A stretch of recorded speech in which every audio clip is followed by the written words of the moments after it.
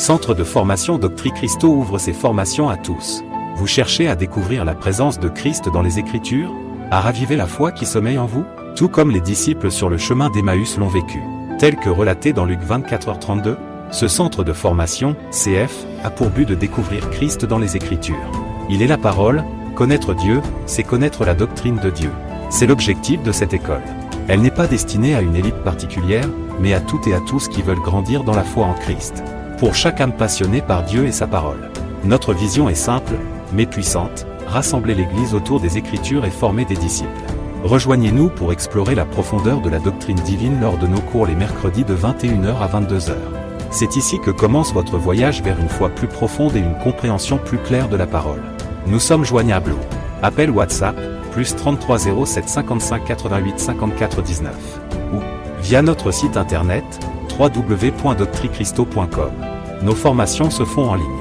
Centre de formation Doctrine Christo, une école accessible à tous.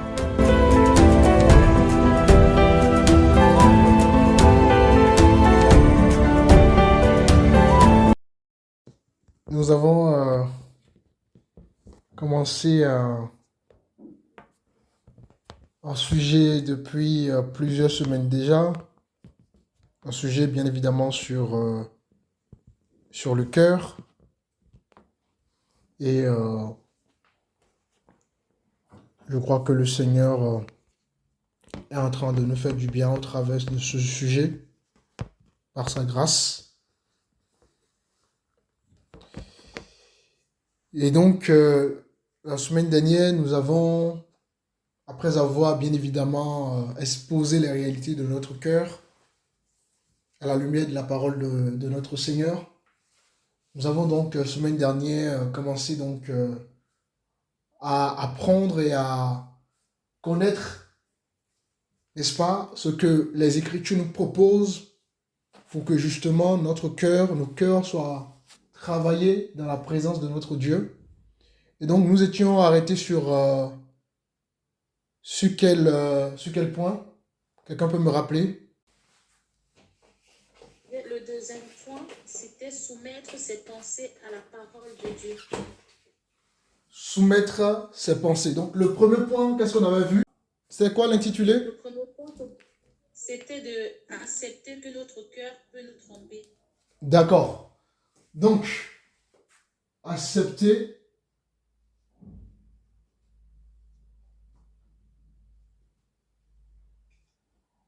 que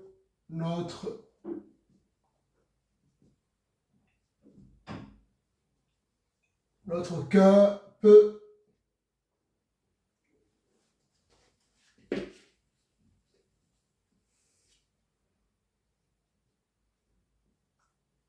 nous tromper.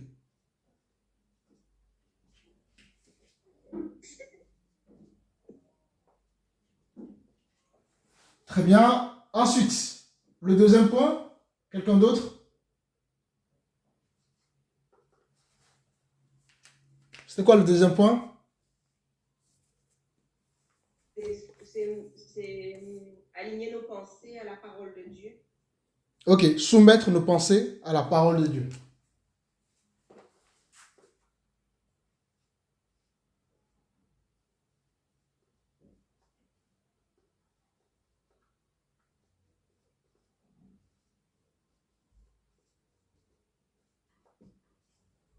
À la parole de Dieu.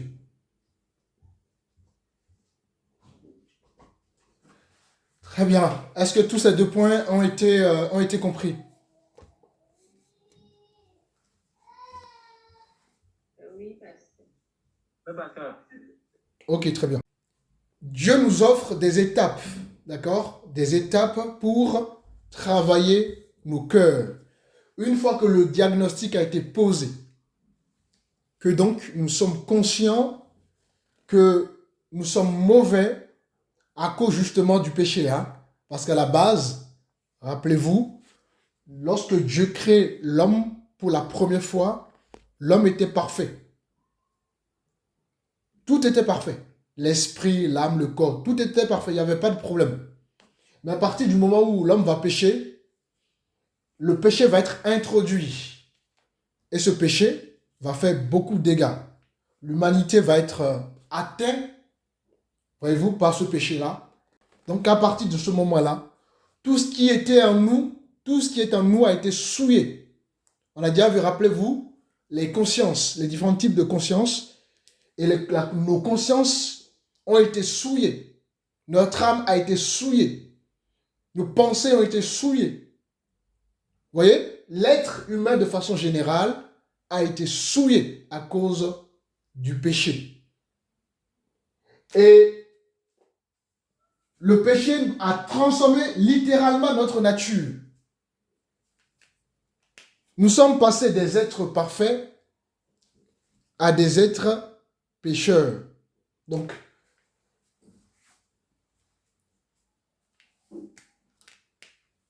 tous les hommes sont pécheurs. Romains 3, verset 23. Tous ont péché et sont privés de la gloire de Dieu. À cause de notre état, nous avons été séparés de la présence de notre Créateur. Nous avons été éloignés. Et à partir de là, les hommes font des choix sans Dieu. Vivent leur vie sans Dieu. Or, aussi longtemps que l'homme vit sans Dieu, l'homme animal vit sans Dieu,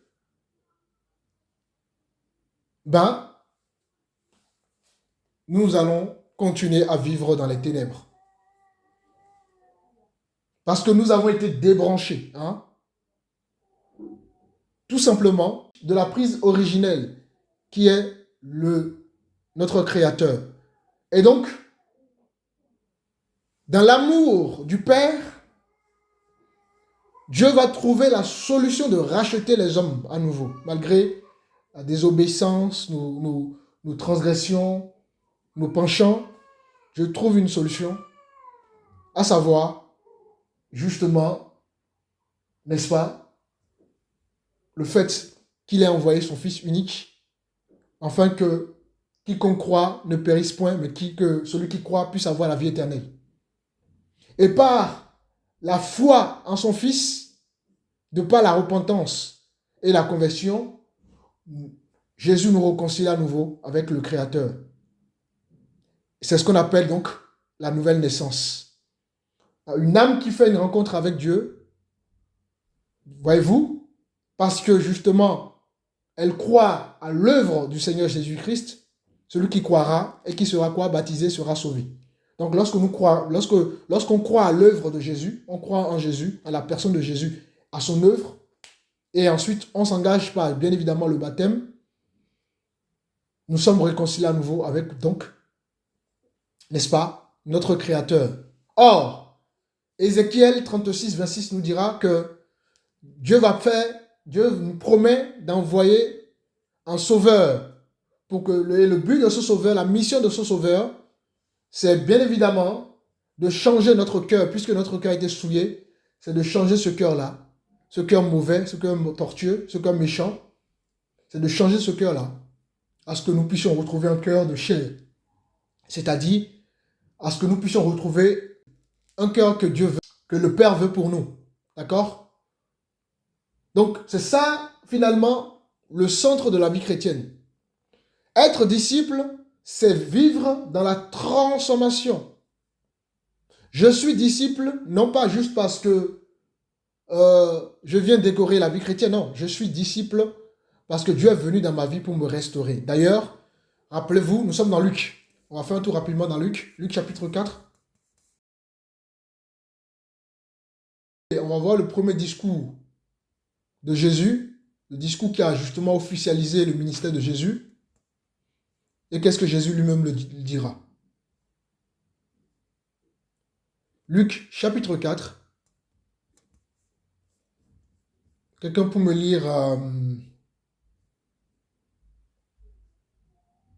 à partir du verset 18. Je lis la parole dans le nom puissant de Jésus. L'Esprit du Seigneur est sur moi, parce qu'il m'a oint pour annoncer une bonne nouvelle aux pauvres. Il m'a envoyé... Donc on va prendre point par point. Donc, l'Esprit est sur lui. Vous devez comprendre que quand on dit Christ, en français, ça veut dire oint. D'accord? Il a été oint. Or, dans l'Ancienne Alliance, il y avait des personnes qu'on oignait. D'accord? Il y avait 3 catégories de personnes qu'on oignait. Qui se rappelle? La première catégorie, c'était quoi? Les rois, Donc, les rois. Oui. La deuxième? les prêtres, les Les prêtres, prêtres, La deuxième, les prêtres. Très bien. Oui. prophètes, Et la troisième, les prophètes. Les prophètes. Excellent.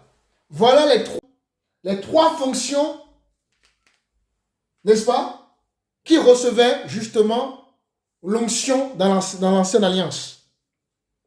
Et quand Jésus fait ce discours-là, il accomplit justement ces 3 dimensions-là. Donc il est venu comme un roi, comme un prêtre, et bien évidemment comme un prophète. Comme un roi, Matthieu explique très bien cette royauté de Jésus. Vous devez comprendre que les 4 évangiles expliquent 4 dimensions.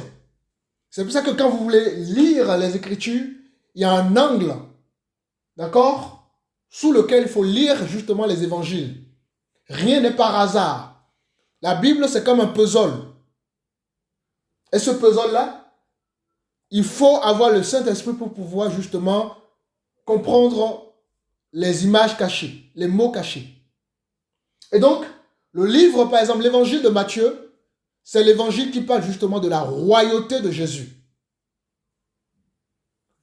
Donc, sous l'aspect justement du lion, justement dans le songe d'Ézéchiel, dans le chapitre 1, Ézéchiel va avoir justement une vision où il y avait les 4 aspects, les 4 dimensions de Dieu.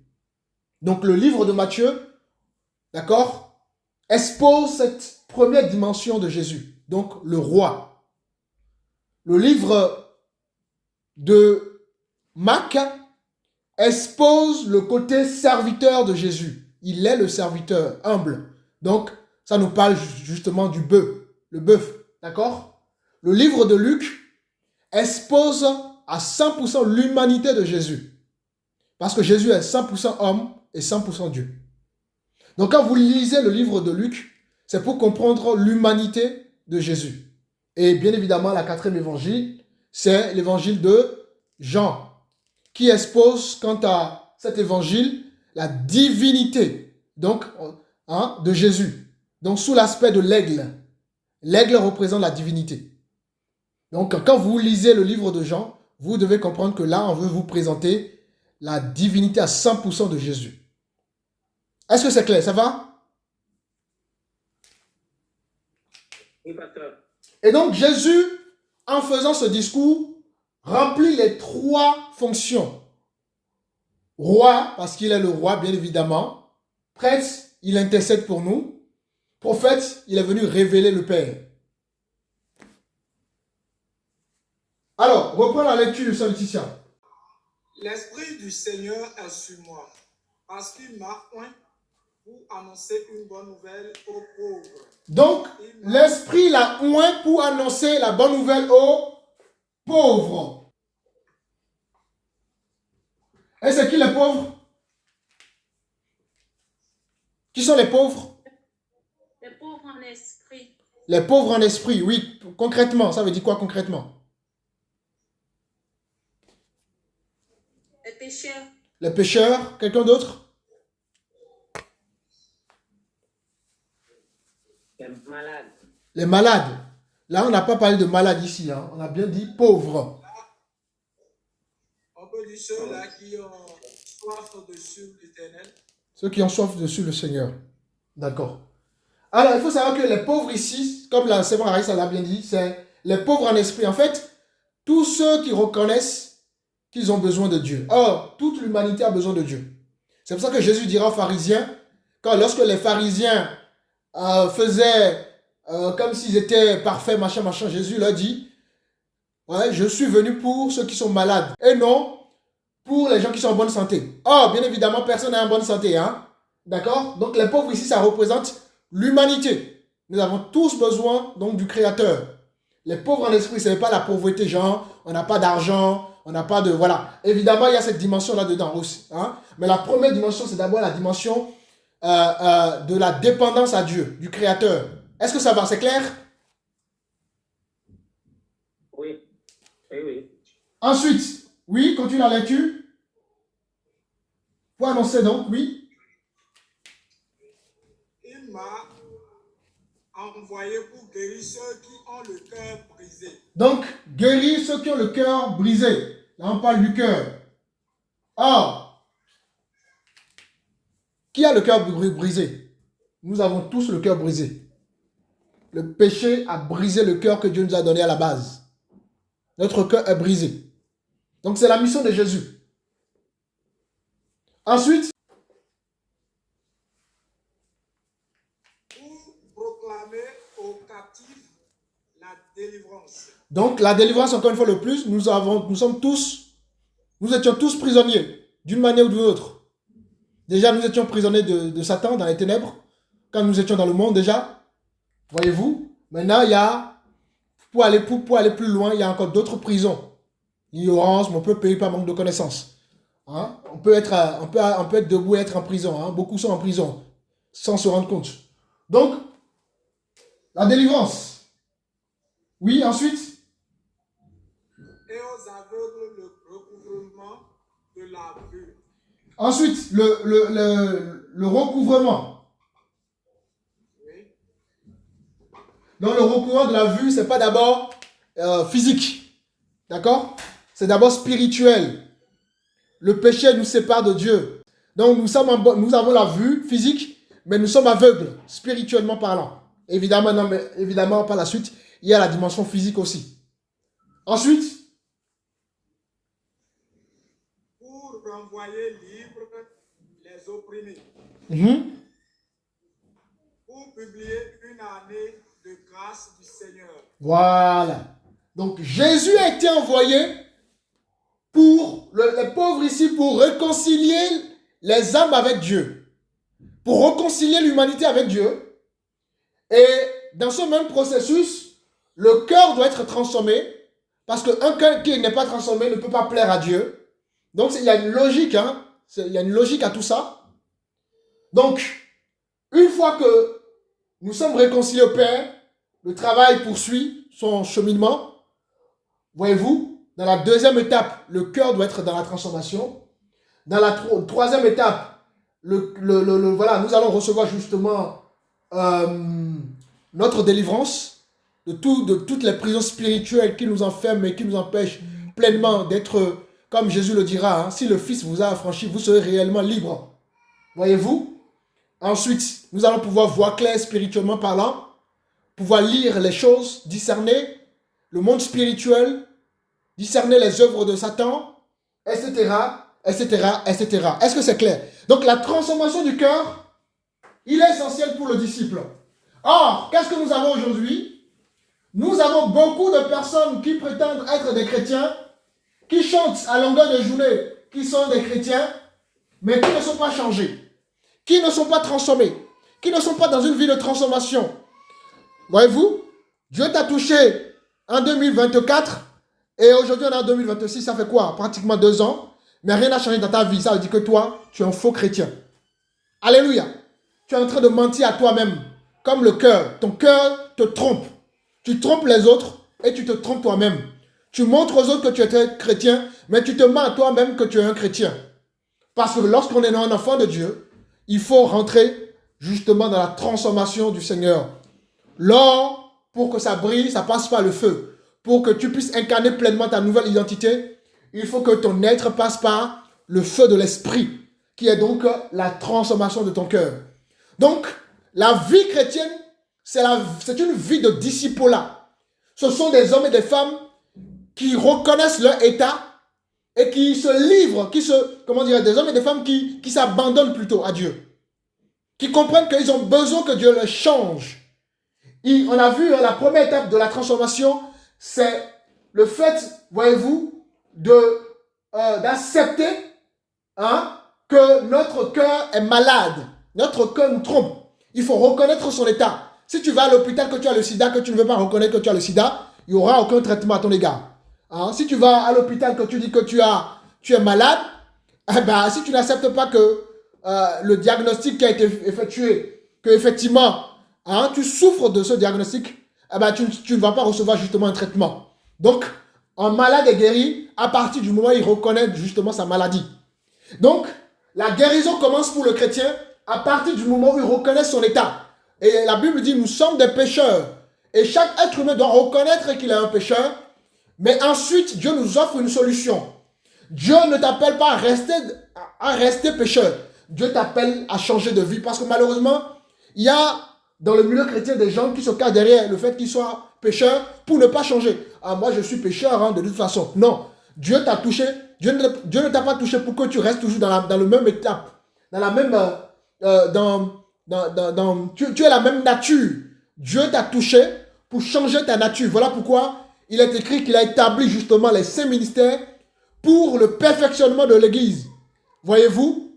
Et donc, Christ revient chercher des hommes et des femmes transformés.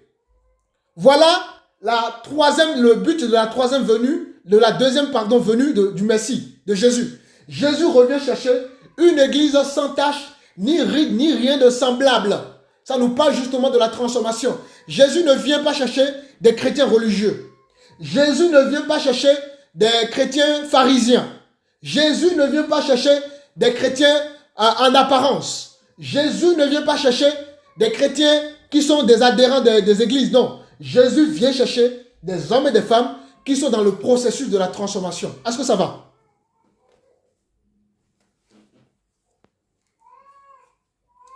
Ça va?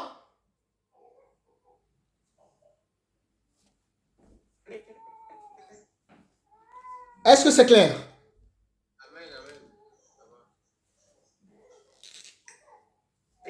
C'est ça la vie chrétienne. Qu'on ne vous mente pas. La vie chrétienne, c'est une vie de transformation. Donc, une fois que je reconnais mon état, le processus continue. Il y a donc la deuxième étape, qui est donc l'étape quoi? Du fait de se soumettre, de soumettre nos pensées à la parole de Dieu. Et ça, je l'ai dit à détail, je ne vais pas revenir là-dessus. Aujourd'hui, nous allons continuer sur la troisième étape, par la grâce de notre Seigneur.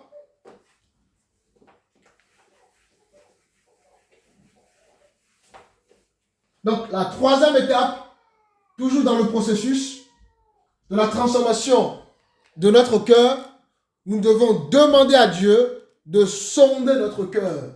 D'accord?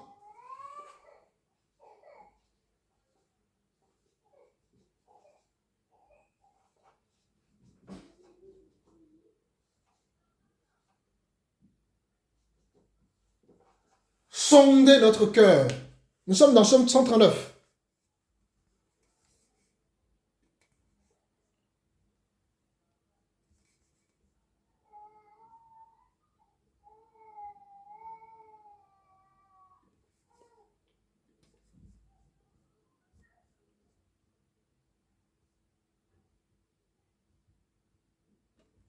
Le verset, quelqu'un peut me lire le verset 23, verset 24.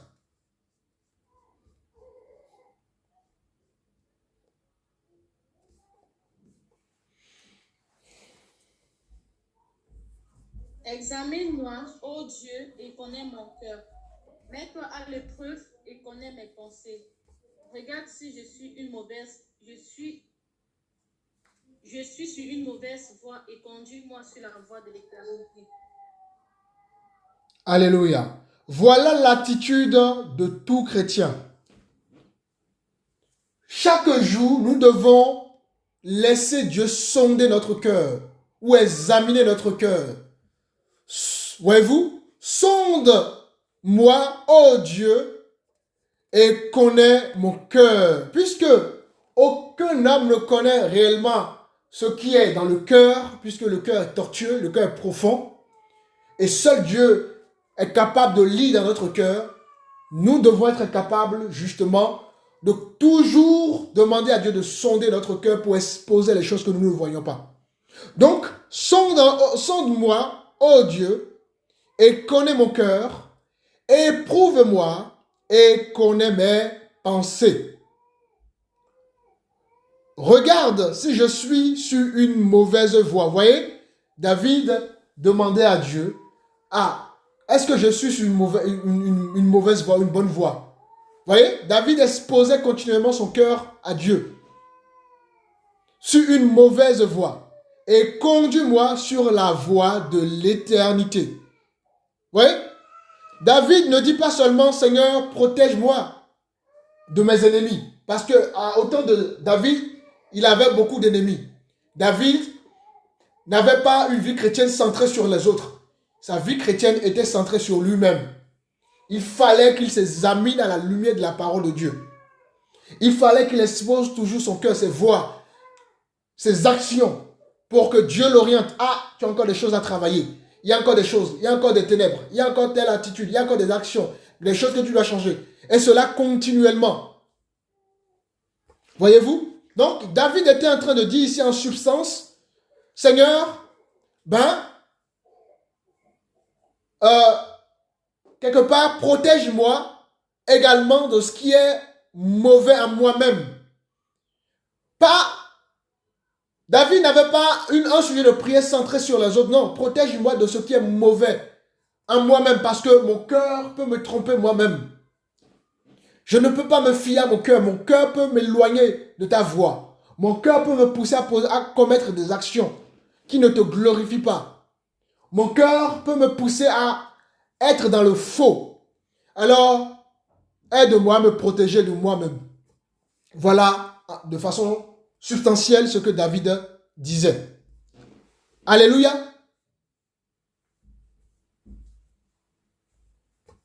David n'avait pas la prétention qu'il était une bonne personne. Comme beaucoup aujourd'hui, vous savez, souvent les gens ont tendance à dire, moi tu sais, moi depuis que je suis né, je suis gentil, j'ai toujours fait du bien autour de moi. Non, il ne faut jamais, d'accord? C'est comme ça que l'orgueil commence. Quand tu commences pas à te jeter des fleurs à toi-même, là l'orgueil commence. Hop. Comprenez? Moi j'ai ceci, voilà ce que je fais. Tu commences par faire la liste de tout ce que tu penses que tu fais de bien. Un peu comme, rappelez-vous, on a vu semaine dernière, le pharisien et le publicain. Et le pharisien exposait tout ce qu'il faisait. Moi, je jeûne 2 fois dans la semaine, je donne la dîme, je prie. Combien de chrétiens sont comme ça? C'est comme ça que commence l'orgueil.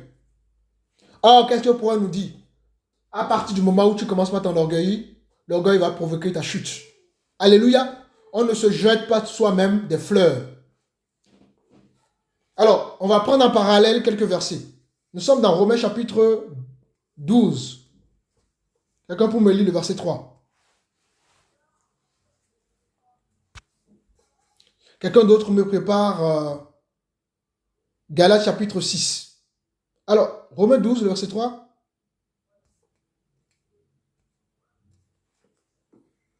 Je lis la parole.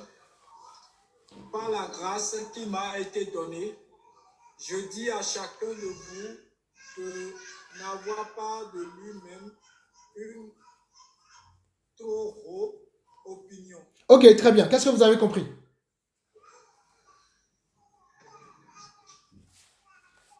Qu'avez-vous compris? Moi, j'ai compris que on ne doit pas nous-mêmes, entre guillemets, nous dire si on est bon ou si on est mauvais, quoi. D'accord.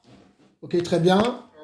Quelqu'un d'autre? Selon moi, c'est comme ce que vous venez de dire tout à l'heure, où on ne doit pas se jeter les fleurs, on ne doit pas se donner le titre soi-même, que le titre, ça doit se mériter, ça doit être vu de loin. Ok, très bien. Donc, en fait, il ne faut pas avoir une haute opinion de soi-même. D'accord? Comme je vous disais, pour nous, quand on commence à faire des petites actions, on est dit, bon. Or, la Bible va beaucoup plus loin que les petits gestes qu'on peut faire. Vous comprenez? Donc, en voulant jeter des fleurs sur toi-même, tu risques de ne pas laisser l'esprit travailler dans ton cœur parce que tu vas penser que tu es déjà arrivé. Est-ce que vous suivez? Donc, c'est très important, c'est un danger de vouloir croire qu'on est bon. Non. Le seul qui est bon, c'est notre Seigneur Jésus-Christ. Ça va? Regardez. Galates chapitre 6, le verset 3. Je lis la parole.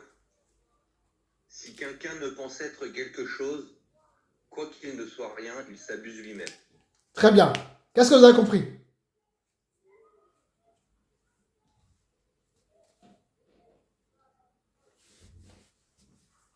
Qui a compris quelque chose?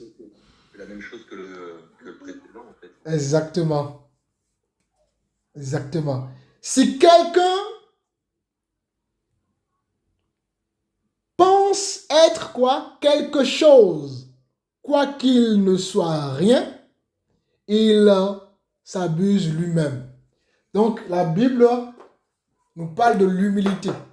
Et surtout, une fois qu'on reconnaît qu'en réalité, on n'est pas bon et que simplement c'est Dieu qui nous fait grâce, on se dit, mais non, je ne peux pas, je ne peux pas continuer à penser que je suis quelque chose. Si je suis quelque chose, c'est la grâce du Seigneur, ce n'est pas moi-même. Oh Seigneur, continue à me changer. Seigneur, continue à me montrer les choses qui sont cachées dans mon cœur. Seigneur, continue à me montrer des choses pour que de jour en jour, comme Galates 2, le verset 20 dira, que Christ puisse vivre en moi. En réalité, voilà la conduite d'un véritable disciple du Seigneur. Ça va? Est-ce que c'est clair? C'est clair pour vous? Donc, il faut justement, voyez-vous les amis, il faut laisser Dieu sonder nos cœurs. Il faut continuellement demander à Dieu de vous montrer les choses qui sont cachées dans votre cœur, d'exposer les choses. Il faut toujours, voyez-vous, examiner vos voies. Seigneur, est-ce que la voie sur laquelle je suis, est-ce que c'est la bonne voie? Les actions que je pose, est-ce que ce sont les bonnes actions? Seigneur, aide-moi à éprouver mes motivations. Parce que oui, mon frère, tu peux faire un don à quelqu'un parce que derrière, tu as une mauvaise intention. Tu as de mauvaise foi. Peut-être que tu fais un don pour te faire voir. Tu fais un don pour pouvoir voir, pour que, quand tu vas déposer un CVI, vous voyez, donc le don que tu fais n'est pas sincère. Donc ça, c'est une mauvaise intention. Combien de choses on fait avec des mauvaises intentions? Vous voyez? Comme Corinthiens le dirait, tu peux te brûler pour quelqu'un si ce que tu fais, ce n'est pas dans la volonté du Seigneur et que tu n'as pas l'amour, c'est zéro. Donc, on ne fait pas, il faut faire les choses avec de bonne foi. Il y a des gens qui viennent juste à l'église parce que il faut qu'ils montrent au pasteur que, pasteur, vous voyez, je viens à l'église. Ça, c'est les gens qui viennent juste pour montrer au pasteur que, voilà, on est là. Vous voyez? Donc, ce sont des gens qui viennent à l'église avec de mauvaises intentions. Vous voyez? De mauvaises intentions.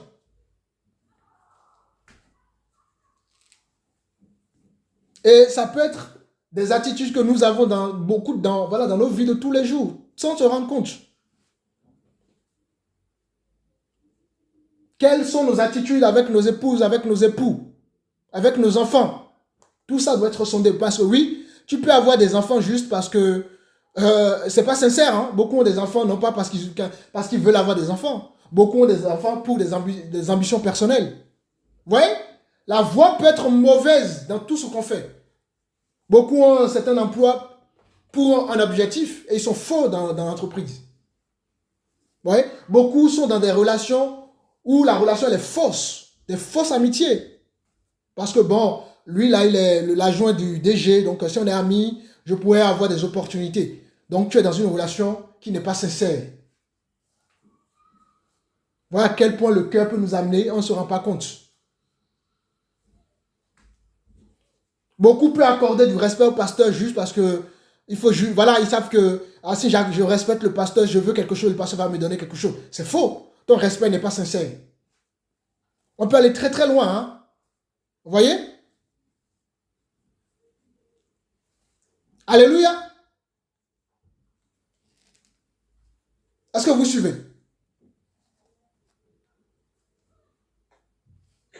Pasteur, oui. Donc, nos motivations doivent être sondées à la lumière de la parole du Seigneur. Nos actions doivent être sondées à la lumière de la parole du Seigneur. Nos pensées doivent être sondées à la lumière de la parole du Seigneur. Il faut sonder son cœur. En d'autres termes, À chaque fois que tu veux faire quelque chose, il faut sonder la chose. Tu peux même être en couple et être faux. Beaucoup sont en couple et sont faux. Ah, si j'épouse telle femme, et comme elle est directrice, ah, je pourrais être à l'aise. Donc tu es avec la femme juste pour être à l'aise. Donc c'est faux. Vous voyez? Ah, si j'épouse cet homme-là, il a beaucoup d'argent. Donc tu suis cet homme-là juste pour l'argent. Donc tu es en couple juste pour l'argent de cet homme-là. Donc c'est faux. Vous voyez? Il n'y a pas de sincérité. Donc on peut faire des bonnes choses en apparence, mais au fond la motivation elle est mauvaise. Les intentions sont mauvaises.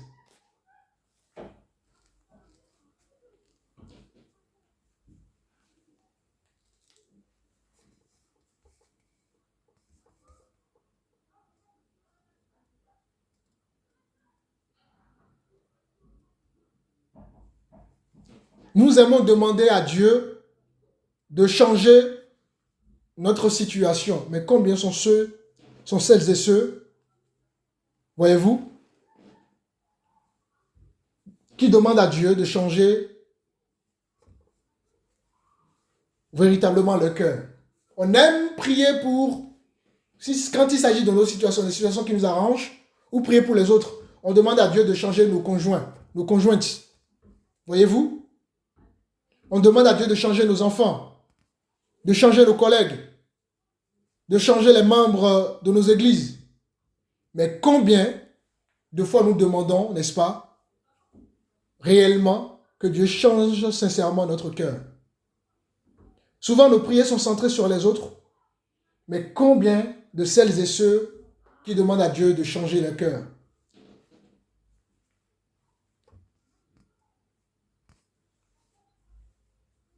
Donc, nous devons prendre conscience qu'avant de prier pour les autres, avant de voir la paille qui est dans l'œil des autres, voyons d'abord la poutre qui est en nous. Avant de juger les autres, il faut se juger soi-même d'abord. Aujourd'hui, on est dans un monde, on juge trop facilement les gens. On n'a pas les tenants ni les aboutissants, mais on veut juger les gens facilement. Hop, il a fait ci. Hein? Combien ont condamné des hommes de Dieu? Les hommes de Dieu restent des êtres humains. Hein? Nous ne l'oublions jamais, je vous dis toujours ça. Demain, vous apprenez des choses sur moi, ne soyez pas scandalisés, je reste un homme. Vous comprenez? Et votre mission, c'est de manifester la compassion, l'amour. Personne n'est à l'abri de l'erreur, d'une faute. Personne. L'homme de Dieu n'est pas défini par sa perfection. L'homme de Dieu est défini par le mandat que Dieu lui a confié. Maintenant, lui-même est dans la transformation dans sa vie de tous les jours. Et ça peut arriver s'il ne veille pas, ça peut arriver que lui-même commette des erreurs. Aujourd'hui, regardez, bon nombre juge des églises. Les églises sont ceci. Oui, mais Dieu n'a jamais dit que les églises sont parfaites. Parce que les églises sont composées des hommes et des femmes. Et là où il y a des hommes et des femmes, il y aura toujours des manquements, des problèmes. Maintenant, le but de l'esprit, c'est de nous amener justement à ce que nos cœurs soient changés pour qu'on soit des bonnes personnes dans la société.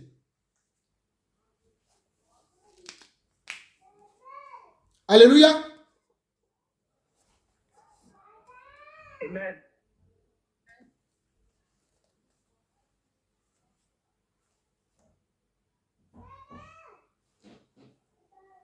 Donc, ce coup te permet, à partir de ce soir, de te poser la question à chaque situation de ta vie, à chaque marche.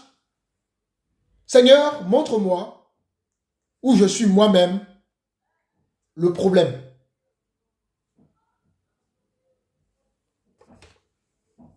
Dans la prière et dans nos prières, nous devons apprendre à demander à Dieu, Seigneur, quelle est ma véritable motivation? J'ai rencontré une femme, quelle est ma véritable motivation? J'ai rencontré un homme, quelle est ma véritable motivation? J'ai rencontré le pasteur, quelle est ma véritable motivation? Est-ce que beaucoup viennent vers les pasteurs pour profiter ensuite, une fois que hop, ils ont ce qu'ils veulent, hop, Ils partent. Ou des gens viennent juste pour avoir l'onction. Ensuite, ils partent. Quelle est ma motivation quand je rencontre un pasteur dans ma vie? Pourquoi cette parole m'a-t-elle autant blessé? Il faut examiner cela. Parce qu'il y a des choses qui nous offensent et ce n'est pas que la personne nous a offensé. C'est parce que et je vais vous expliquer ça tout à l'heure, c'est parce que le cœur nous trompe. Et on pense être offensé alors que non, on n'est pas offensé.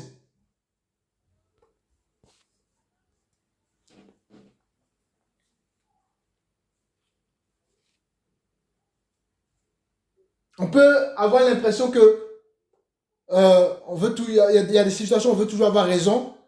Là, il faut les examiner aussi. Seigneur, pourquoi ai-je autant besoin d'avoir raison?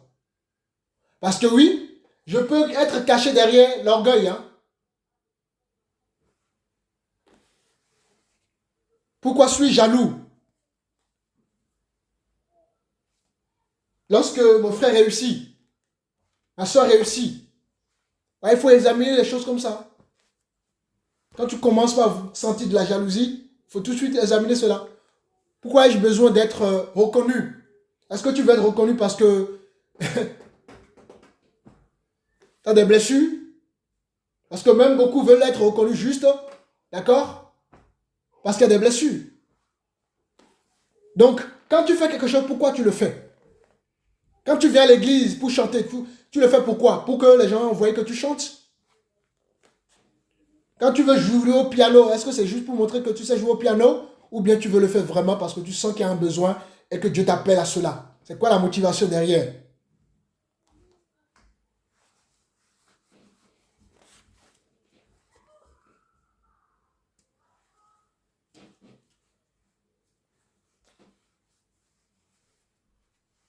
Quand on te corrige et que tu refuses la correction, il faut demander au Seigneur, pourquoi est-ce que je refuse cette correction? Parce que je peux refuser une correction parce que je suis orgueilleux. On a déjà vu tout ça dans les exemples, d'accord? Dans les coups précédents.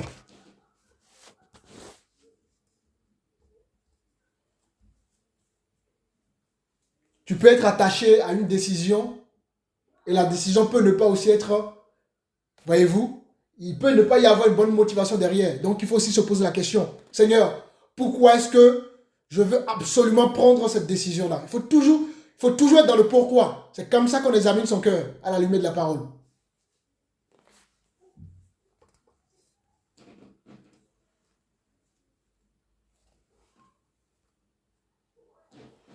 Donc, en exposant son cœur régulièrement à la parole de Dieu, justement, qu'est-ce qui va se passer? Dieu va vous révéler, d'accord, les racines de votre cœur, les profondeurs de votre cœur.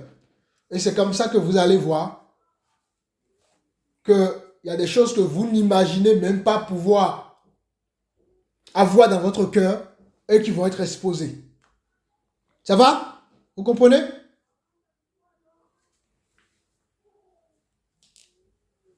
Est-ce que vous avez compris? Oui, amen. Toujours dans le pourquoi, et le Seigneur vous aidera toujours à transformer les choses. Et à partir du moment où vous êtes changé, forcément, les choses que vous allez faire vous ne ferez plus les choses avec des intentions derrière. Vous allez faire les choses naturellement, en simplicité, avec beaucoup d'amour, avec beaucoup de foi, beaucoup de zèle, beaucoup de dévouement, parce que Dieu a travaillé derrière les mauvaises motivations derrière. Alléluia. Donc, troisième étape, il faut sonder son cœur.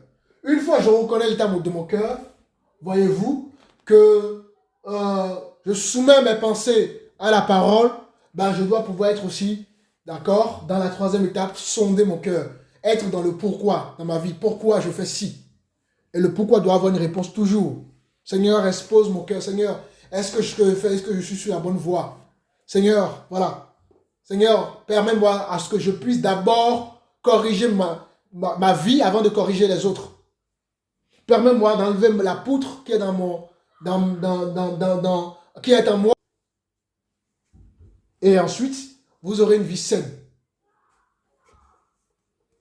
Alors, maintenant, on va passer à la quatrième étape. Est-ce que les trois étapes sont claires? C'est bon?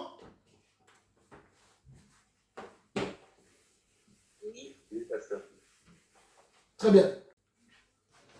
Donc, très bien, nous sommes à la 4e étape.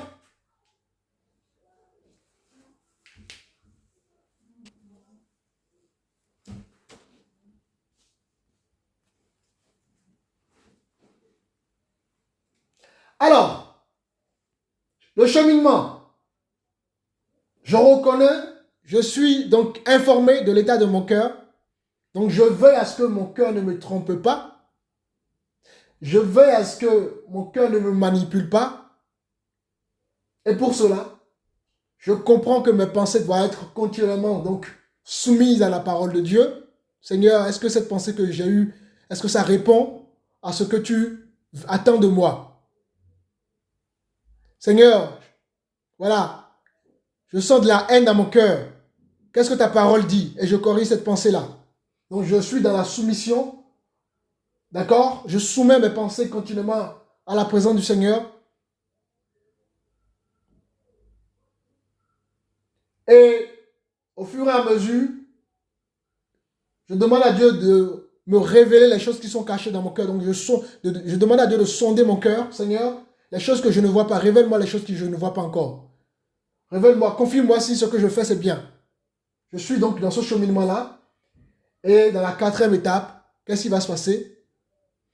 Il ne faut pas prendre des décisions importantes, voyez-vous, sous la domination d'une émotion. Donc, ne pas prendre des décisions sous la domination de mes émotions.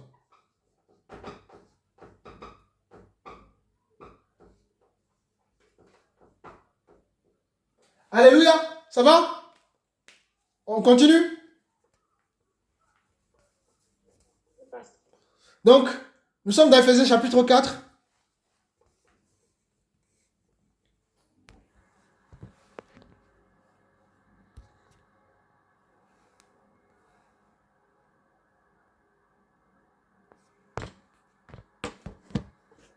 Quelqu'un peut me lire le verset 26?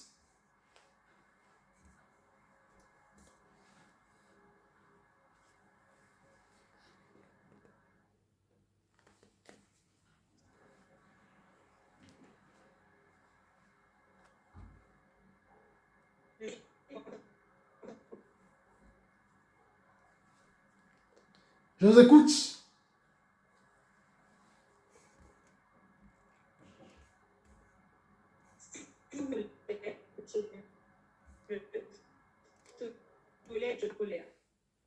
Donc, si vous me mettez en colère, ne péchez quoi? Ne péchez point. Alors, il y a des décisions que tu peux prendre dans ta vie sous la domination de certaines émotions. L'émotion n'est pas un péché en soi. D'accord? Ce n'est pas là le problème. Mais une émotion non maîtrisée peut devenir justement un péché. Souvent, on peut être dominé, on peut vivre selon justement l'influence de nos émotions. Lorsque par exemple nous sommes profondément en colère par exemple, ou nous sommes blessés, ou nous sommes jaloux, ou nous sommes euphoriques, voyez-vous, ou nous sommes parfois même désespérés, les amis, notre perception des choses sont généralement déformées. Sache que à chaque fois que tu es en colère, tu n'auras jamais une bonne perception des choses. À chaque fois, voyez-vous, que tu es blessé, tu n'auras jamais une bonne perception des choses. À chaque fois que tu es jaloux, tu n'auras jamais une bonne perception des choses.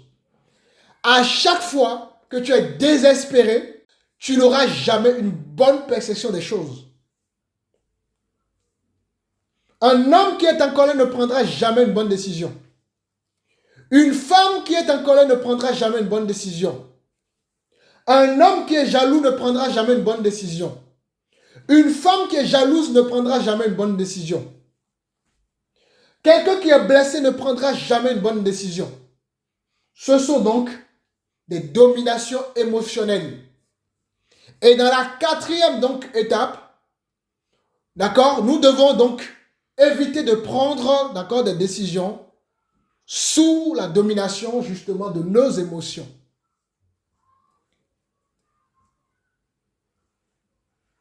Ça, c'est très, très important. Donc, ce qu'il faut garder surtout dans cette quatrième étape, à chaque fois que je suis dans une émotion forte, ma perception change. Ma définition des choses change. Ma compréhension des choses change. L'émotion n'est pas le problème, mais c'est la suite qui va être le problème du coup. Parce que oui, comme Éphésiens le dit, regardez bien, hein, Éphésiens nous dit quoi?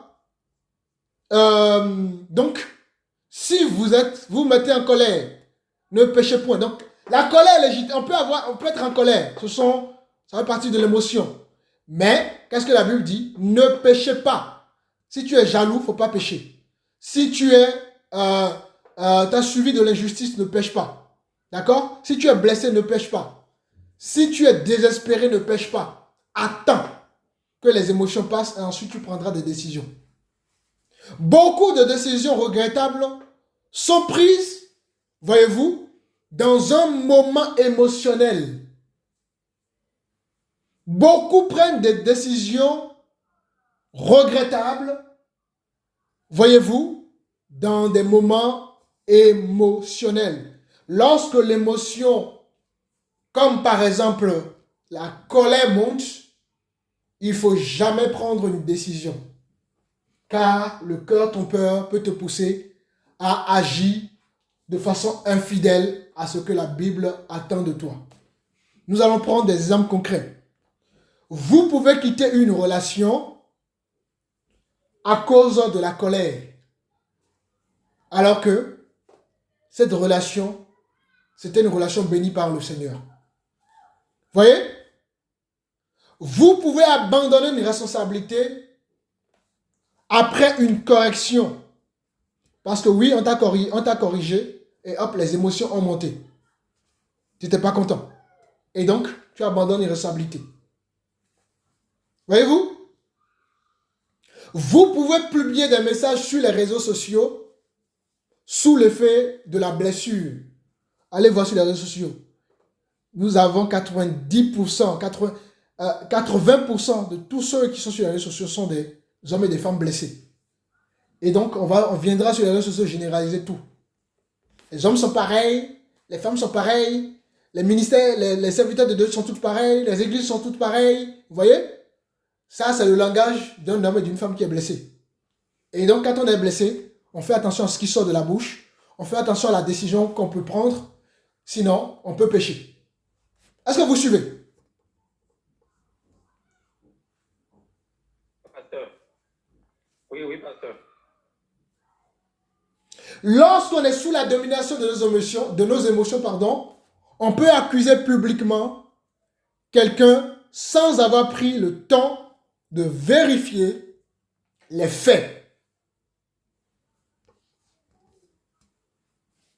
Et ça, c'est grave. C'est très important. On peut prendre une décision, d'accord, financière, sous l'effet de l'excitation. Tu as vu une belle voiture. Ça paraît être belle.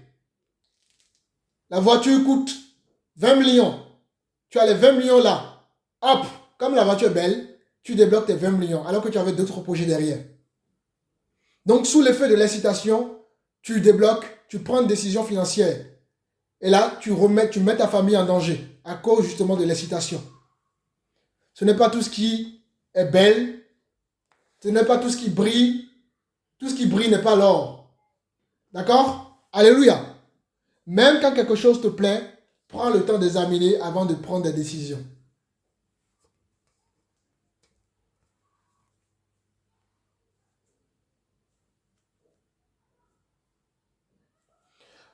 On peut même confondre une attirance émotionnelle avec une confirmation divine. Beaucoup se sont entrés dans des relations parce qu'ils ont vu hein, voilà, elles avaient dans le cœur un homme bien musclé, vous voyez, bien grand de taille, hop. Et donc, comme elle est tombée sur un homme comme ça, parce que ça fait partie justement de son envie, d'accord, donc elle va prendre des décisions sans consulter Dieu, dire ah, c'est la volonté du Seigneur. Non, ce n'est pas la volonté du Seigneur. Ou pareil pour l'homme, hein. Tu vas rencontrer une belle femme. Est-ce que tu as consulté le Seigneur? Est-ce que tu connais l'éducation de cette femme-là? Parce que la beauté que tu as là, ça peut produire ta pète demain. Beaucoup ont épousé des belles femmes dans leur maison et sont complètement coincés aujourd'hui. Et j'en connais plein comme ça. Alléluia! Il faut pas, c'est pas la beauté d'abord. La beauté, ça vient après. Il faut regarder la femme. Est-ce qu'elle est éduquée? Est-ce qu'elle peut lui être une femme, une épouse? Est-ce qu'elle peut t'accompagner? Est-ce qu'elle peut, dans les moments difficiles, est-ce qu'elle peut être là? C'est tout ça qu'il faut évaluer. Et ensuite, Dieu merci si elle est belle. C'est une belle chose. Alléluia!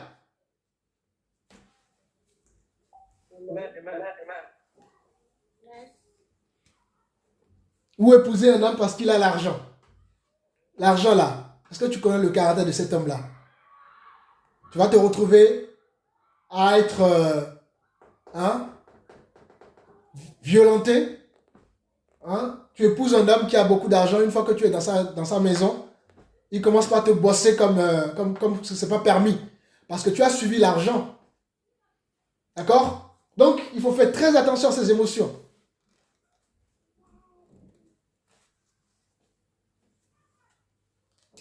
Lorsque les émotions montent, voyez-vous, prenez le temps, calmez-vous, posez-vous tranquillement d'abord et ensuite, quand les émotions vont descendre tranquillement, c'est pour ça qu'il faut avoir la gestion. Il faut maîtriser ses émotions, il faut savoir canaliser ses émotions. Et une fois que les émotions descendent, là maintenant, on peut pouvoir justement, poser les bonnes actions par la grâce de Dieu. Donc, la quatrième étape, il faut donc éviter de prendre des décisions sous la domination de nos émotions. Et je vais vous donner 3 questions que vous devez poser à chaque fois quand vous voyez que les émotions montent. Posez-vous ces 3 questions-là. La première question, j'efface tout ça. Hein. C'est sûr que voilà, vous avez déjà noté tout ça.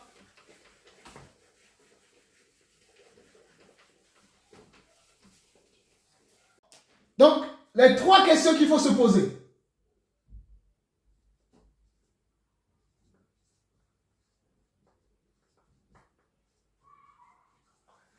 Les 3 questions que vous devez vous poser à chaque situation pour la 4e étape, bien évidemment. Hein. La première question, demandez-vous toujours, est-ce que je prendrais la même décision si j'étais calme? Si tu es en colère, pose-toi la question, est-ce que je prendrais les mêmes décisions, voyez-vous, si j'étais calme? Deuxième question, il faut se poser la question de savoir, est-ce que cette décision est biblique ou simplement émotionnelle? C'est très important. Et puis la 3e question qu'il faut se poser, ai-je prié suffisamment ou ai-je seulement réagi? Est-ce que vous avez compris les 3 questions? La première question, est-ce que je prendrais la même décision si je n'étais pas en colère, si je n'étais pas jaloux, si je n'étais pas désespéré? Est-ce que vous comprenez? Ensuite, est-ce que je prendrai les mêmes décisions? Est-ce que mes décisions plutôt sont bibliques ou simplement émotionnelles? Est-ce que ces décisions sont conformes à la volonté du Seigneur? Et puis bien évidemment, la 3e et la dernière question, est-ce que j'ai prié suffisamment, voyez-vous, avant de réagir? Voilà, avant de prendre des décisions, est-ce que j'ai prié suffisamment? Et au travers de cette... Je peux même rajouter une quatrième question aussi. D'accord? Vous pouvez aussi vous poser la question à savoir, est-ce une conviction stable ou une impulsion du moment? Est-ce que ce que je fais, est-ce qu'il y a une conviction derrière? Ou bien c'est juste, voilà, une impulsion du moment? Est-ce que voilà, je suis conduit par mon émotion du moment ou bien ma décision elle est stable? Seigneur, est-ce que j'ai suffisamment prié avant d'agir? Vous aurez la bonne réponse. D'accord? Est-ce que ma conviction est stable vis-à-vis de cette situation ou bien c'est juste, voilà, il y a une impulsion des émotions du moment? D'accord? Voyez-vous? Ça va?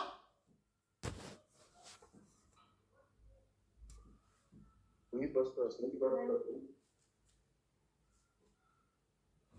Votre cœur aime l'urgence. Un cœur travaillé prend le temps d'être sage, de prendre du recul, d'accepter d'être en attente. Or, un cœur qui n'est pas travaillé va toujours tomber dans l'urgence.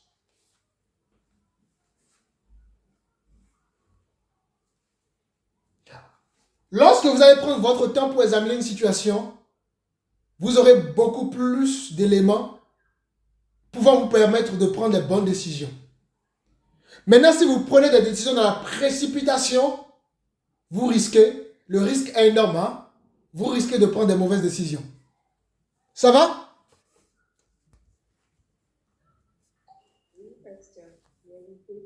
Voilà. Donc, parce que, bon, voilà, des fois, on peut prendre des décisions comme ça, vite, vite, vite, bon, parce que on est peut-être, voilà, on est impatient, etc. Et Satan, comme il connaît tout ça, des fois, il va nous piéger. Satan est rusé, il nous connaît, hein. Il va nous piéger et puis on va tomber dans les pieds de Satan. Et après, c'est très compliqué plus tard. Mais bon, tout ça, le Seigneur permet qu'on puisse voir tout ça pour, voilà, c'est un travail de tous les jours. Et je crois, par la grâce du Seigneur, que nous sortirons de cet enseignement en étant totalement des personnes nouvelles, par la grâce de Dieu. Amen. Amen, amen. Amen. Alors, la première étape, c'était quoi? Accepter que notre cœur peut nous tromper. Très bien. La deuxième étape, oui. Parole. Très bien. La troisième étape?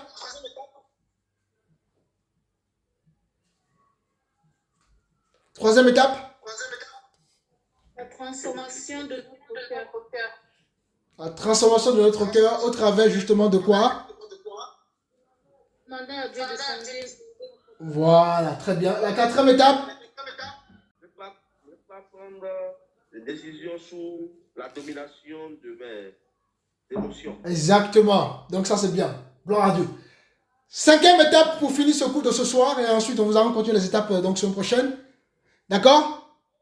Il faut donc apprendre à son cœur à accepter la correction et les conseils des sages. Donc, imposer à son cœur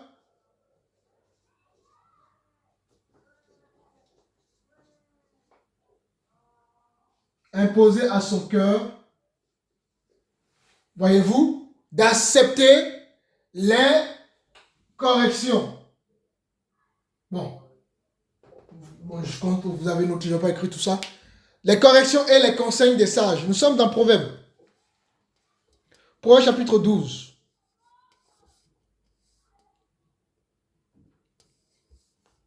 Quelqu'un qui... lisez-moi le verset 15.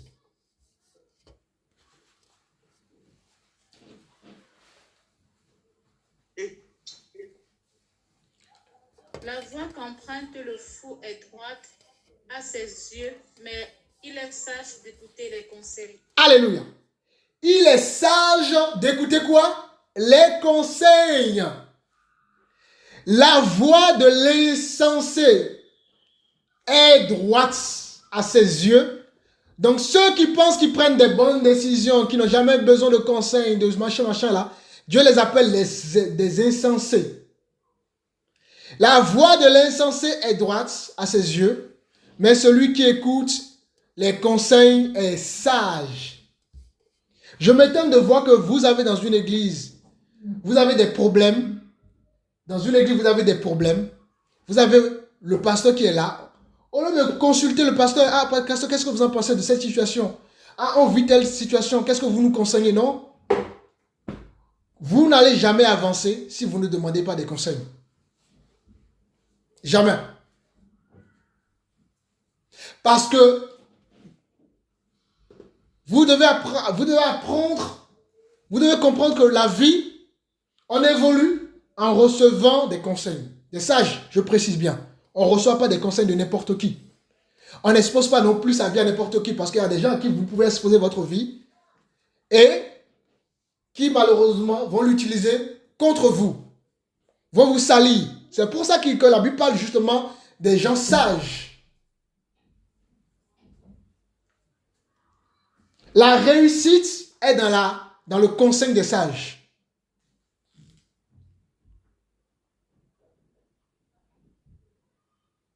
C'est très très important.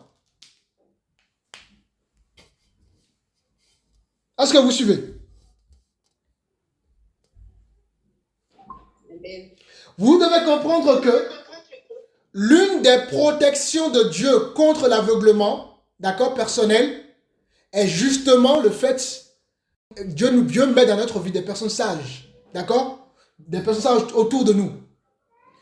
C'est une manière pour Dieu de vous protéger. Quand Dieu met une personne sage ou des personnes sages dans votre vie, il est en train de vous protéger. C'est l'une des protections de Dieu. Parce qu'une personne sage n'est pas là pour vous juger, n'est pas là pour exposer vos vies. Au contraire, elle est là pour que vous avanciez. Parce que vous devez comprendre que tous les êtres humains sur Terre, quel que soit l'âge, l'expérience, tout ce que vous voulez, nous avons tous des angles morts. D'accord? J'entends pas des angles morts. Une chose que les autres peuvent voir chez nous, que nous ne voyons pas. Alléluia.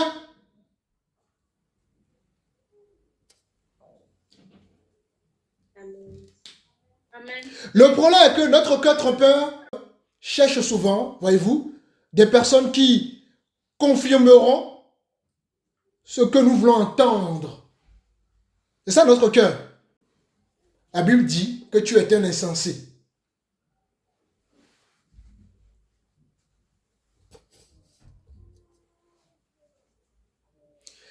Il y a des gens qui vont demander conseil à 10 personnes et vont retenir seulement l'avis de celle qui lui donne raison. Vous voyez, la personne va demander des conseils à 10 personnes. Hein? Et à partir du moment où dans les 10 personnes, une personne va dans son sens, hop, la personne valide cette personne-là. Quand tu vas chercher des conseils, ce n'est pas pour que les gens vont dans ton sens. Sinon, à quoi bon d'aller chercher des conseils?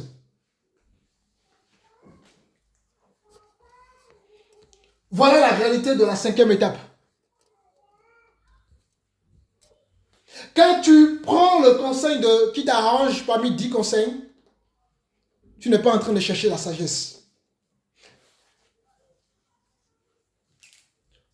Moi, je suis ce que je suis devenu aujourd'hui parce que j'ai eu la chance d'avoir eu autour de moi des gens extrêmement sages.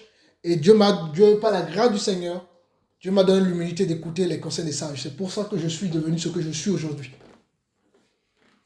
On n'avance jamais dans la vie sans conseil des sages. Il y a des gens qui ont déjà l'expérience de certaines choses, qui ont vécu, qui ont une certaine maturité.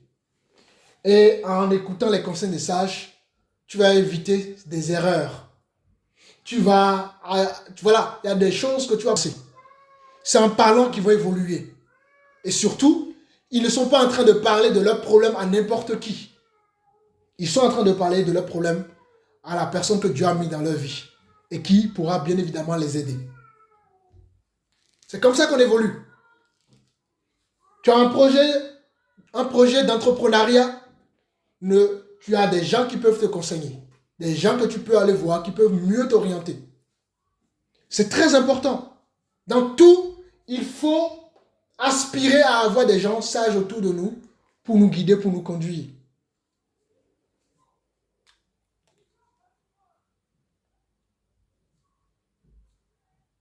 Lorsque tu attends que les gens te donnent des conseils qui vont dans ton sens, tu es en train tout simplement de chercher une validation.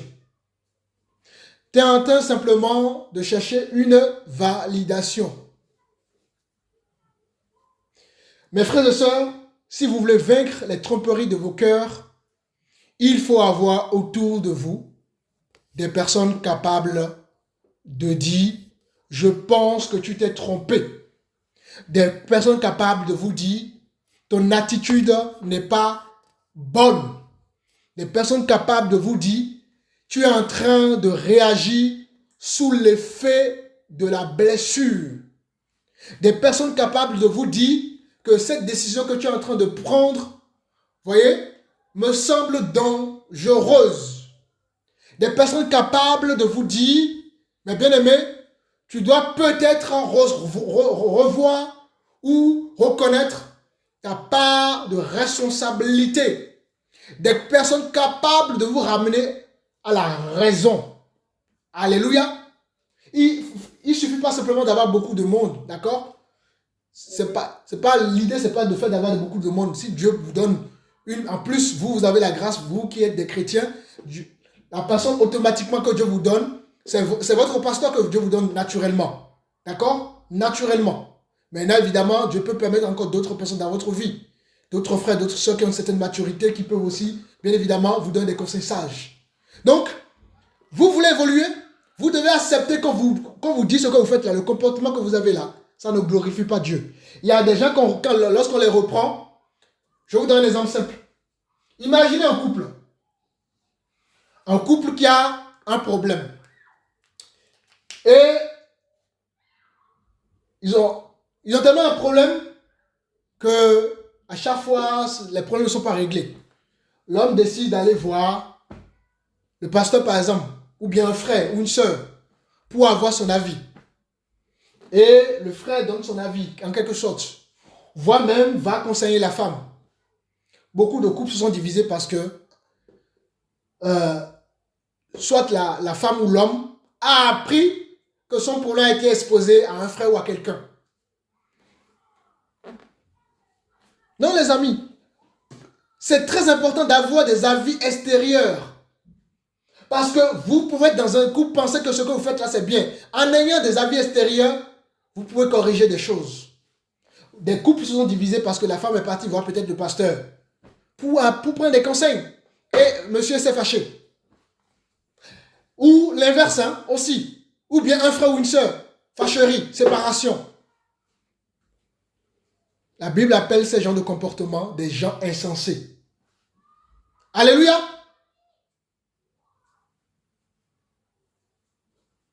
Est-ce que vous comprenez?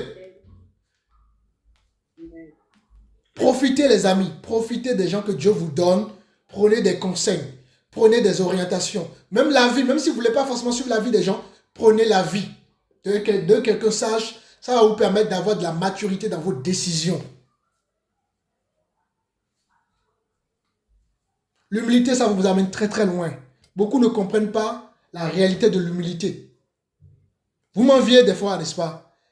Vous m'enviez mon parcours. Quand je dis m'envier, ce n'est pas dans le mauvais sens, bien évidemment. Vous voyez? Mais pour que j'en arrive là, j'ai été un homme humble par la grâce de Dieu. C'est comme ça qu'on évolue dans la vie.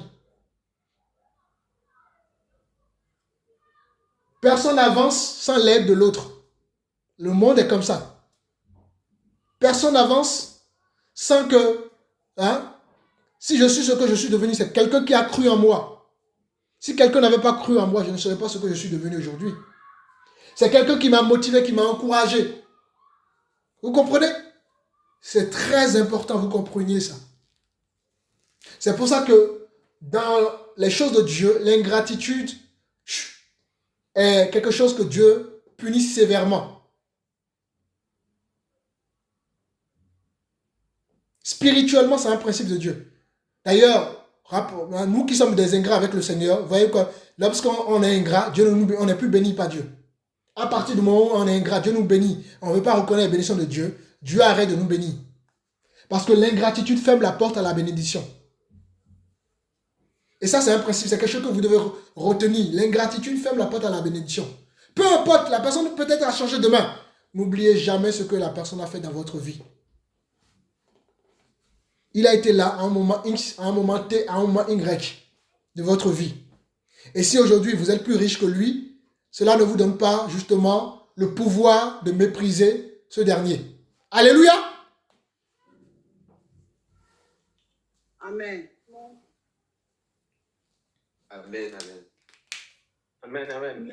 Beaucoup de personnes ont aidé des jeunes et demain, lorsque les jeunes sont devenus des cadres de la société, mépris total. Ils voient même les gens qu'ils ont aidés dans la rue et ils les dépassent. Tu es devenu cadre à cause de cette personne-là. C'est ce que tu as oublié. C'est pour ça que moi je dis, je suis reconnaissant de mes pères dans la foi. Jamais je ne renierai mes pères dans la foi. Si je suis devenu ce que je suis, c'est grâce à eux. C'est eux qui m'ont guidé, qui m'ont conseillé, qui ont cru en moi, qui m'ont instruit, qui m'ont formé. La reconnaissance est importante. Est-ce que vous m'avez déjà entendu parler mal de mes pères dans la foi? Pourtant, j'ai eu des moments de crise avec mes pères dans la foi. Hein? La reconnaissance, les amis. Alléluia! Amen. Amen. Amen, amen. Mes pères spirituels resteront mes pères spirituels. Des fois, je consulte. Même dans le ministère, ça m'arrive de consulter mes pères. Ah, qu'est-ce que tu en penses de cette situation? Pour prendre leur avis. Même si je ne veux pas prendre forcément la même, je prends leur avis pour voir un peu ce qu'ils en pensent un peu. Vous voyez? Il y a par exemple des enseignements où des fois, voilà, j'appelle mes pères d'enfants, on discute un peu sur l'enseignement pour voir un peu aussi leur point de vue. C'est très important dans la vie. Et eux aussi, malgré leur expérience, ils comprennent que même ils peuvent recevoir de leur fils. Ça les arrive aussi de m'appeler pour prendre des conseils. C'est ça l'humilité aussi.